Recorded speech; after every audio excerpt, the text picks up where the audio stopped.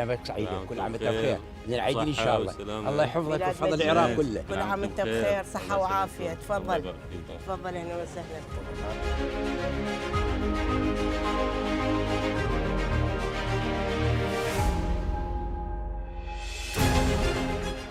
مسيحيين احنا نسميهم ملح الأرض، مكون أصيل في بلدنا وشعبنا.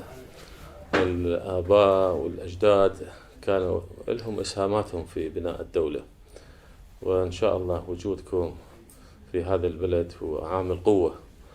يعني احنا نعتز بهذه باقة الورد اللي نسميها كل الأطياف في المجتمع العراقي. الحكومة حريصة أنه تتواصل مع كل الأطياف، وخصوصا الأخوة وأعزائنا المسيحيين في هذه المناسبة الكريمة. فحبينا نزوركم ومن خلالكم نقدم التهنئة. الله يحفظك. أنا دائما حريص على التواصل مع الأخوة المسيحيين. كنت أذكر كنت محافظ في ميسان الأخ جلال دانيال، نتواصل وياه. العام شاركنا الكنيسة القداس اللي صار، بس يبدو هالسنة بسبب أحداث الحمدانية وتضامن مع الأوضاع في غزة أكو فد تأجيل لهذا القداس. حبينا نزوركم. اهلا وسهلا بك. شكرا بجيتك. شكرا بجيتك حبيب قلبي. الله يبارك حبيبي. صار لك ايش قد هنا؟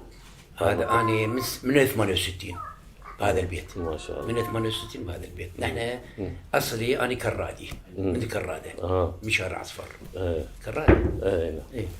نعم. هناك يعني ولدنا هناك وهناك عشنا. وبعدين جينا هنا. وين كانت وظيفتك؟ أنا كنت بمكتب الخالد، شركة الخالد للتجارة والمقاولات. قطاع خاص. قطاع خاص. كلها قطاع خاص. كلها قطاع خاص. بعدين عسكرية وعندي تقاعد. ايش قد انتم تقاعد؟ حد الأدنى. ايش قد؟ 450 من الصندوق التقاعد. اي من الضمان الاجتماعي، من صندوق التقاعد. قريبا راح نزوده هسه شويه. ان شاء الله ان شاء الله.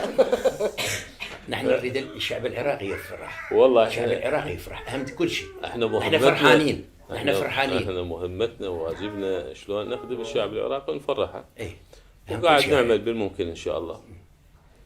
يعني هم يفرحون نحن نفرح. اكيد. ومليت ربة بيت. أنا خريجة بس ربة بيت. الحمد لله. الحمد لله. هاي المهمة الأعظم. البيت والعائلة. أشغال شاقة لا تقولها. عليكم السلام. السلام عليكم. احنا قلنا لازم نزورك. نور البيت بيك. بخير. نور وجودك. نور البيت بيك حياتي. تسلم لي. هاي يعني شو نقول؟ جيتك خير. هاي أول مرة بتاريخ العراق كله يجينا يمك تجي أنت. بالعكس خدمتكم. بخير. الله بخير. شلونك؟ صدق كذا والله ما اصدق. كل عام وانت بخير. وانت بخير. الله يعيد عليكم ما أصدق. بالصحة والسلامة. اشوفك بس بالتلفزيون. وين شغلك هسه؟ زعلان بالكهرباء، توزيع كهرباء المركز. كاخ المركز. شلون الشغل؟ والله الحمد لله. والكهرباء هم يعني بجهودكم اكو بيها ملحوظ انه تغيرات صارت بيها بالانتاج، التوزيع. اكو يعني احسن من السنوات اللي فاتت. الحمد لله. ملحوظه يعني شغلات ملحوظه نشوفها. الجباية عليكم؟ الجباية لا انا توزيع. بس الجباية هم يعني عندي وياهم يعني دائرتي هي صايره بالجباية. فهم مرات نشوفهم يعني المواطنين يجون يدفعون القوائم وهذه، واكو تغير يعني حتى الناس تحكي على الكهرباء انه ساعات تجهيز اكثر، والمولدات يعني صارت ارحم من قبل شويه بالتجربه سويتها مال ساعات المقياس. هذا تمام. الحمد لله. خطوات كلها جيدة. موظف حكومي كنت؟ لو قطاع خاص؟ أهلي. وياي كانت بشركة الخالد للتجارة وياي. نفس الشركة. اي فهو احنا زيدنا الراتب التقاعدي مال الموظفين الحكوميين، والقطاع الخاص صارت زياده، بس هسه على القانون الجديد راح تتغير المعادله. يعني ان شاء الله هم تصير زياده. الضمان ما متغير يعني.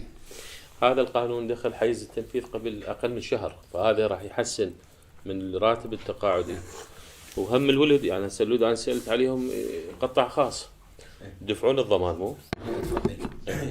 ياخذوا من عند الشركه. وعندي ضمان صحي همنا بالاضافه الى الضمان الاجتماعي ونفس القانون. بس المعادله مال الضمان الاجتماعي ما اعرف يعني. هسه جديده راح تطبق يعني تضمن حقوقك انا صار لي 15 سنه. تحسن من هاي ال 15 سنه كلها بالشركه. 15 سنه بالشركه. وتدفع بها. ادفع بها. هو هذا اللي نريده، لانه للاسف قسم من العاملين بالقطاع الخاص يتهربون من دفع الاستقرار وهو لصالحهم. ما يدري زين. شلون خدمات المنطقه؟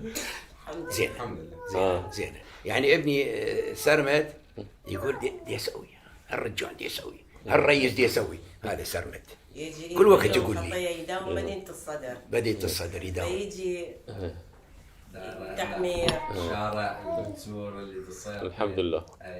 ان شاء الله العراقيين بيهم البركه يقدرون يبنون ويقدمون الافضل لبلدهم ان شاء الله.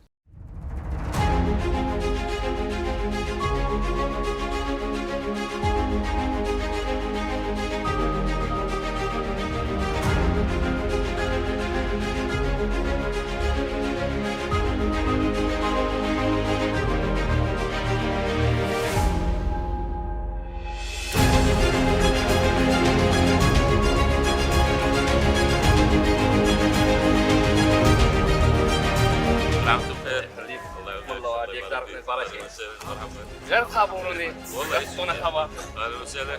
كل عام وانتم بخير. زوجتك اهلا وسهلا مرحبا. اهلا وسهلا مرحبا.